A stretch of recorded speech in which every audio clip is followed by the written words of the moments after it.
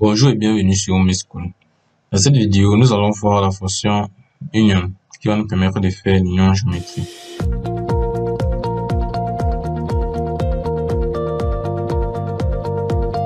En analyse spatiale, l'union géométrique sert à combiner plusieurs entités géographiques, comme par exemple des polygones, des lignes ou des points. Et on va maintenant combiner ces entités-là en une seule entité, sans dupliquer les zones de chevauchement. Donc, de façon générale, voilà à quoi va nous servir la fonction union. Alors, elle a plusieurs avantages et plusieurs utilités.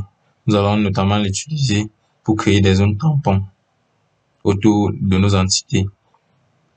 Alors, lorsqu'on crée des zones tampons autour de plusieurs points, comme ici par exemple, ces entités-là peuvent se chevaucher. Je veux dire les tampons peuvent se chevaucher. En faisant donc l'union, cela va nous permettre de combiner les tampons en une seule zone continue, éliminant donc ainsi les chevauchements et simplifiant l'analyse. Comme vous pouvez le remarquer ici, nous avons un chevauchement au niveau des zones tampons et vous voyez que cela est touffu. Lorsque nous allons faire l'union géométrique, cela va nous permettre d'unir ces zones-ci et ainsi annuler le chevauchement. Alors on peut également utiliser cette fonction union de l'union géométrique afin de faire la fusion de polygones.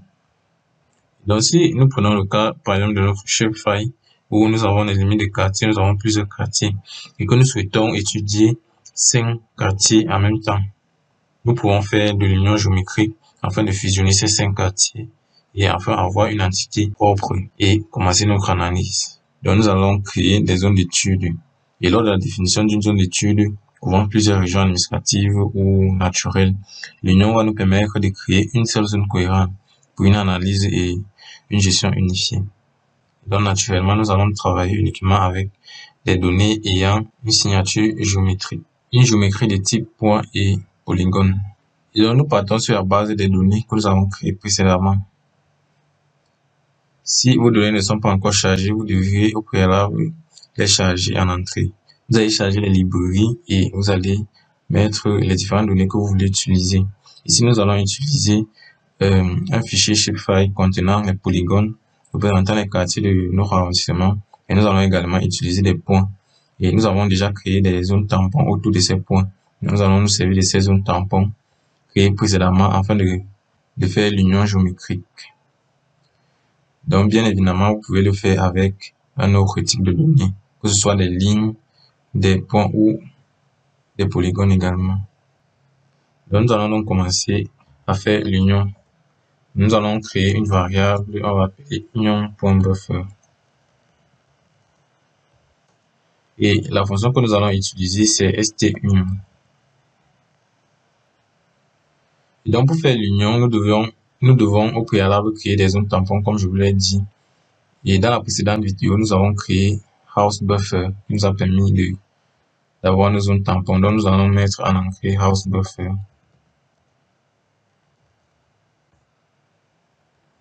Donc, ayant déjà ces zones tampons là, nous allons tout simplement les unir. Donc, nous pouvons exécuter. Et nous avons chargé notre variable. Maintenant, nous allons représenter cela. Donc, pour ce faire, nous allons utiliser la librairie tmap. En tmShape, nous allons d'abord commencer par représenter le shapefile qui est OASensus.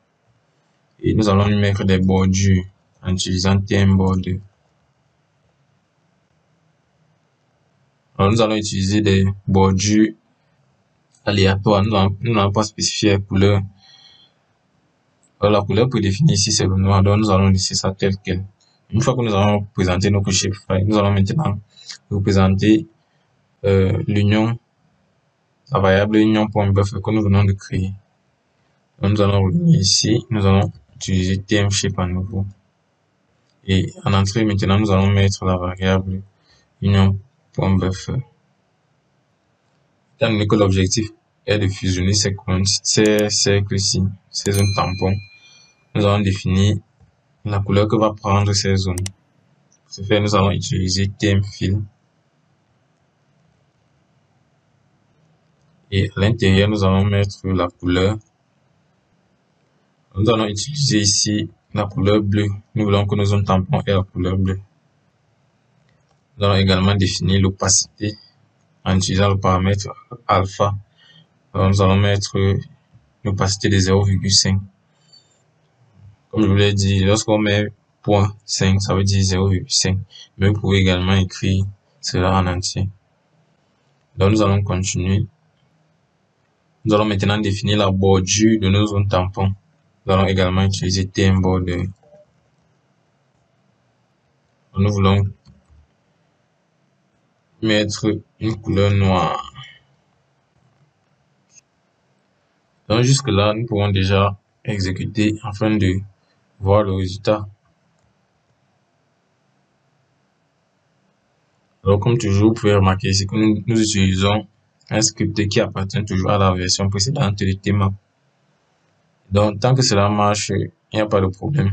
À défaut, vous faites comme je vous l'ai dit la dernière fois, vous venez au niveau de l'aide et vous aurez la nouvelle documentation. Et cela va vous permettre d'adapter votre script. Et donc, comme vous pouvez le remarquer ici, nous avons fait l'union de nos zones tampons. Donc, si vous remarquez, dans le précédent graphique, nous avions des points au préalable avec des cercles. Et nous avons maintenant uni ces cercles. Donc, on a quitté de plusieurs entités qui se chevauchaient, comme ici. Là, nous avons des zones tampons qui se chevauchaient à des entités unifiées. Donc, nous avons utilisé TMFill, nous avons défini la couleur, c'est la couleur bleue que vous voyez. Et le paramètre alpha, comme je vous l'ai dit, définit l'opacité. Donc, plus il est grand, plus les zones tampons seront opaques en fonction de la couleur que vous avez définie. Et là, nous allons tout simplement définir les bordures des zones tampons. Alors, généralement, on définit les bordures avec la même couleur de remplissage des zones tampons. Mais cela nous permet de mieux apprécier l'union que nous avons fait. Alors ici, nous avons créé des zones tampons de 200 mètres autour de chaque entité de points. Alors nous pouvons utiliser ça et interpréter cela de diverses manières. En partant du principe que nous voulons uniquement recueillir des quartiers où les prix de vente des maisons, où il y a une vente des maisons, nous pouvons faire l'intersection entre les zones tampons que nous venons de créer et nos polygones de quartier pour ne rester qu'avec des quartiers où des maisons sont vendues. Alors ici, dans cet arrondissement, on remarque que dans presque tous les quartiers, il y a une vente des maisons.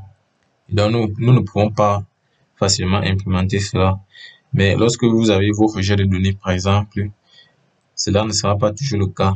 Donc, si nous supposons que dans ce quartier, si nous n'avons pas eu des ventes de maisons et que nous souhaitons rester uniquement avec les quartiers où il y a eu vente, nous pouvons donc maintenant faire l'intersection entre les polygones représentant nos quartiers et les zones tampons que nous venons de créer et unir.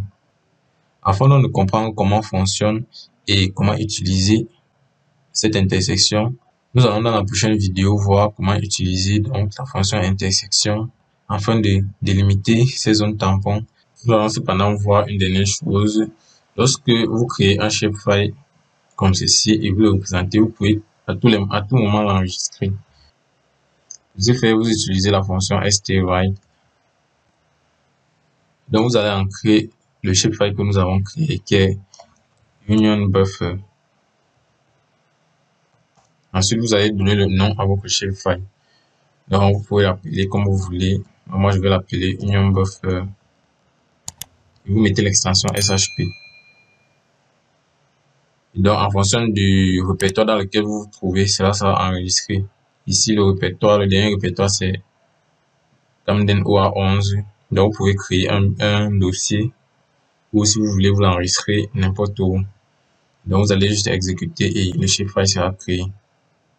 Donc, merci de nous avoir suivis et à la prochaine vidéo.